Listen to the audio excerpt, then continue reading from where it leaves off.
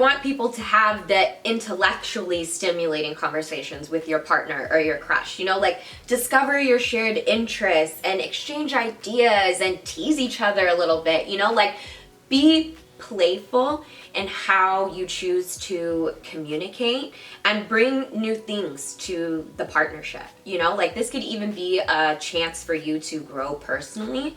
So don't be afraid, like I said, to invite something new to this relationship in the Gemini season, you know, like another really good thing is like a third party. No.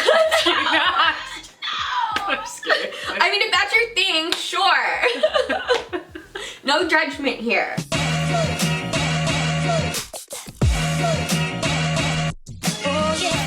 What's good, y'all? Welcome to our channel. I'm Maya. And Sarah. And we are Charmed and Dangerous. Because you know we're charming. And we dangerous. And we charming. And we dangerous. And we charming. And we dangerous.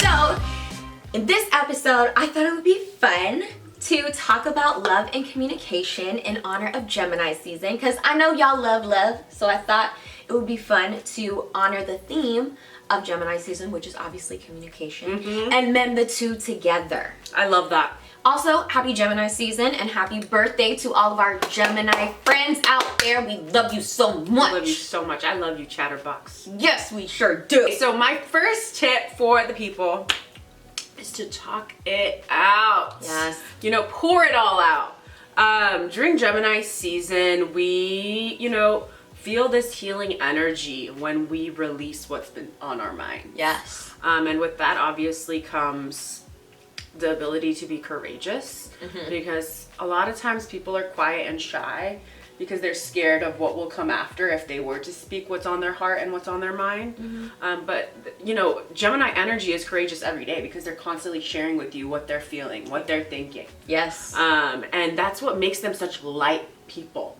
because they're not carrying the weight of their words and their feelings with them all the time. They're releasing as they're going, as we're going. I have a Gemini moon. And sometimes it can be overbearing, but most of the time it's healing, because you are choosing to connect with people through your mind. Yeah. And sometimes just saying it out loud makes the problem seem smaller. Yes. That's so true. Honestly, it really does. And problems are so big in our head because we have created basically this crazy scenario that's gotten bigger and bigger the more we chose not to share it with people. Yeah. And when you start sharing it with people, they can kind of validate you and let you know, hey, I felt like that before too, or hey, I do feel that way in this relationship. Maybe we can work on it together. Like, and none of that would happen if you didn't have the courage to speak up. Right. Communication can be it's meant to be a partnership. Yeah. You know what I mean? It takes two to tango. And the twins know that best. Okay, so I want people to get stimulated intellectually this Gemini season. Fuck. Yes. I feel like Gemini energy is known for Not in a toxic way. Yeah. Yeah. No, I meant in a fun, nice way. Yeah.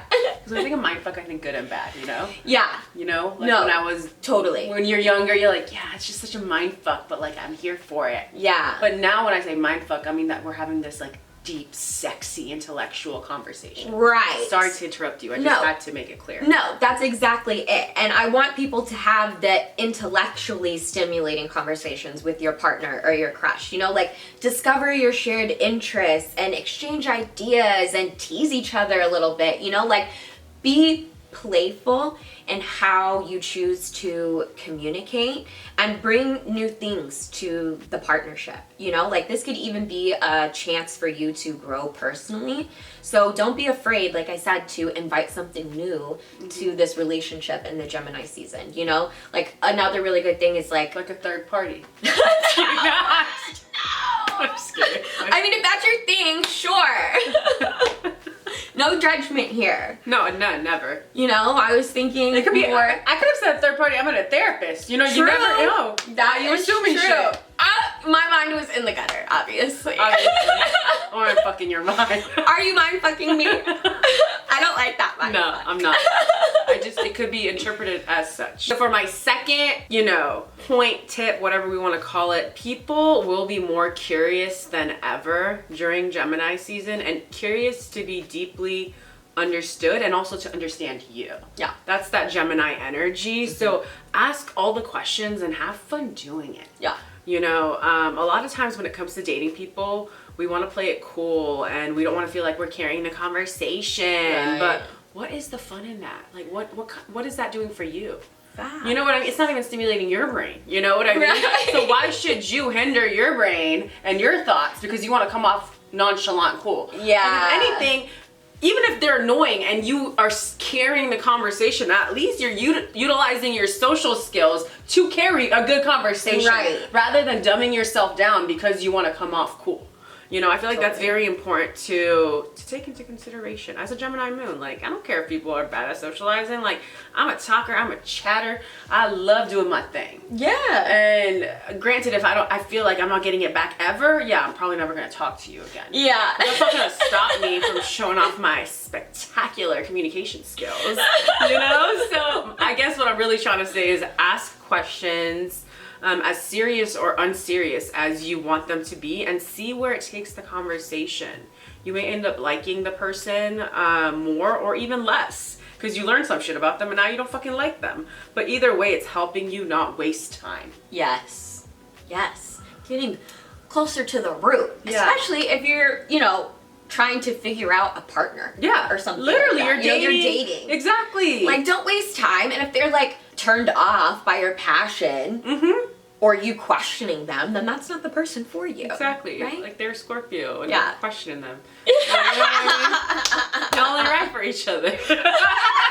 So obviously communication is needed to build trust and intimacy in any relationship, right? And obviously some signs naturally are going to find it easier to communicate their emotions or connect with their partner on that deeper level, you know?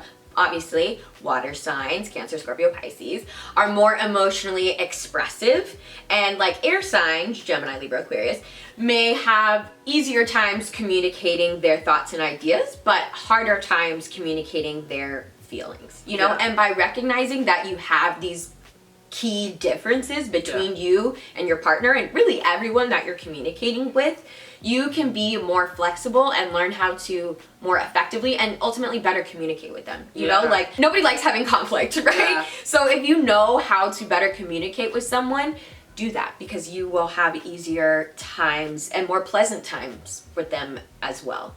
You know, and I challenge everyone, kind of like Sarah said in the beginning, to capitalize on this Gemini season energy and bring something up with your partner or, you know, a friend that you've been wanting to discuss. Yeah. Don't be afraid to share your feelings, you know, be transparent about what you want and your expectations.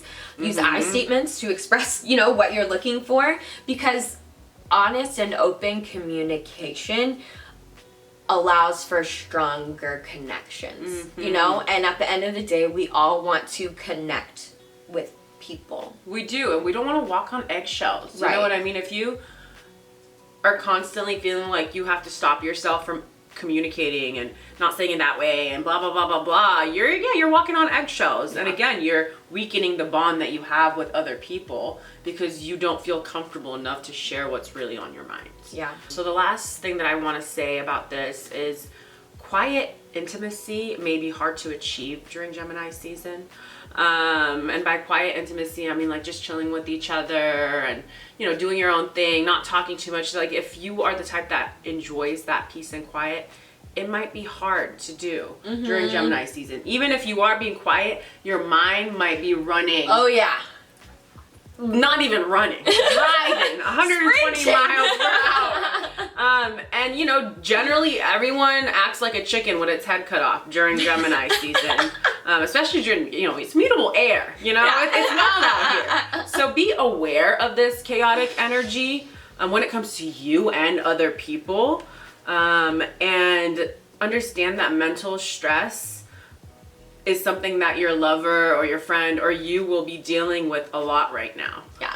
That's why I said have fun being curious with each other. Make each other laugh. You know, this is the time to take things a little bit less seriously. And maybe if you are in deep pain, you can make a little jokey joke about it. You know what I mean? Like, take this from a Gemini moon. I love laughing at my pain. Yes. Because it's also a cry for help. So.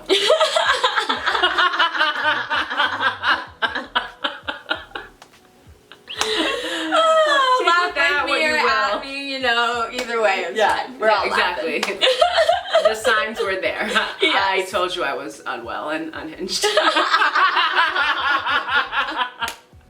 My last point is obviously Gemini's duality makes Gemini indecisive or have scattered thoughts and emotions, just like what you're talking about. And so in conversations, there are two people, right? So it's naturally going to get messy similarly, and especially during Gemini season. So be patient and understanding with people if they're struggling to express themselves clearly during the season, and encourage them to take their time and offer support or even help to organize their thoughts. Like, did you mean this? Asking questions like Sarah alluded to, because again, navigating through these communication issues with patience will strengthen your bond, and you'll grow respect for one another, which is a key part, I think, in communication too. Because if you're just talking at each other disrespectfully, we shouldn't even be talking, Yeah, I mean, honestly, it's true, because when you think of Scorpio and you think of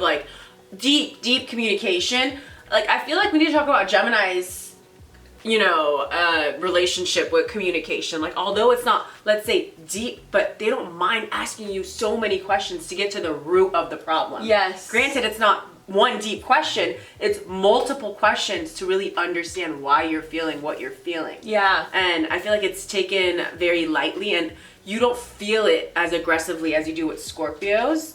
And I feel like that's just the beauty of Gemini energy. And it needs to be talked about more. For sure. And it's fun, you know what I mean? You feel at ease when you're around Gemini energy, and you want to chat and you want to share. Yeah. And it is fun and light to be around. So I want everyone to feel that light, fun energy while you're communicating, and maybe, falling in love or whatever. Yeah. And remember, Gemini rules the hands. Yeah. Always gotta sprinkle that on. Alright, lovely people. Thank you for kicking it with your besties while we talk about Gemini energy, communication, and all that good loving. Alright, we are going to link our socials somewhere over here. We love y'all so much. Hope Gemini season is fun for you, because the last 2 months, eclipse season, it's been a lot. Alright, we love you so much. Bye.